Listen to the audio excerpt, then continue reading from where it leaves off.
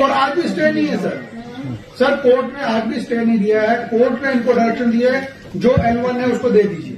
आप जो यहाँ कह रहे हो ना, ये बात रिकॉर्ड पे आ रही है, तो आप मेहरबानी करके हाउस को मिसलीड मत करिए, क्योंकि इसका खमियाजा आपको भुगतना होगा।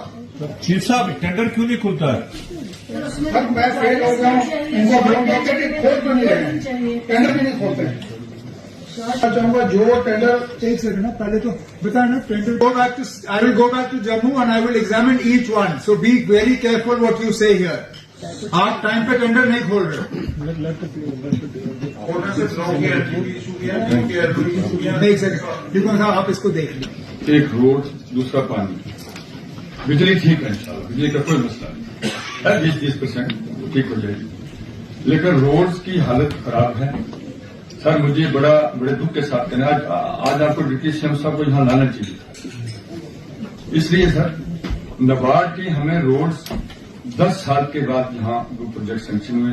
2014 में हमें 3 रोड मिली थी जब वो सरकार थी, उसके बाद अब हमें मिले कंस्टिट्यूंसी महेंद्र को भी एक, हवेली को भी एक और सुरनकोट को भी एक, बाकी सारी रजौरी हम नहीं कहते जीतिए रजौरी वालों, लेकिन क्या डिप्टी सीएम साहब का वोट भी एक ही है।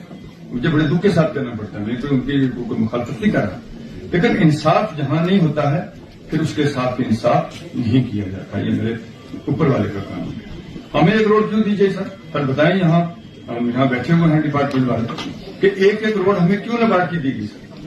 बाकी सारी रोड जो है वो जहाँ नौशहरा में है और रजौरी में भी मैंने पता किया सर, बाकी जो भी कंस्टिट्यूंसी है किसी को एक है किसी को 2 है, लेकिन हमें एक ही है।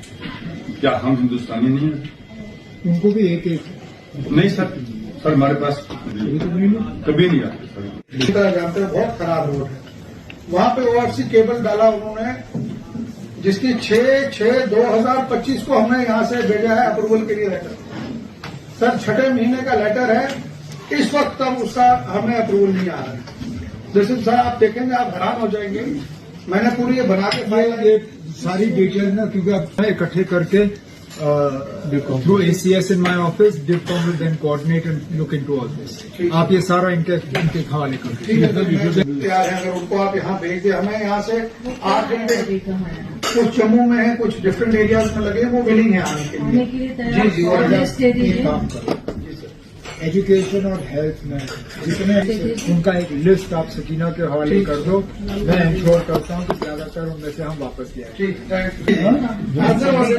हमारे सारे ऑलरेडी बॉर्डर को कर रहे हैं एग्जेम्प्टिव उन एरियाज में करते हैं, तो स्नो बॉर्ड एरिया के लिए हमने भेजा है कुछ एरियाज में। मुझे लगता है लेकिन ये जो फेंस पार वाला हॉर्टिकल्चर में भी सर ठीक है, थोड़े से हमें और कुछ हेक्टेयर्स की मुझे लगता है जावेद साहब भी बैठे वहां में करें। सर ट्रांसपोर्ट डिपार्टमेंट की मैंने पहले भी रिक्वेस्ट की है, हमें SRTC की 3-4 गाड़ियां सर मिलनी चाहिए।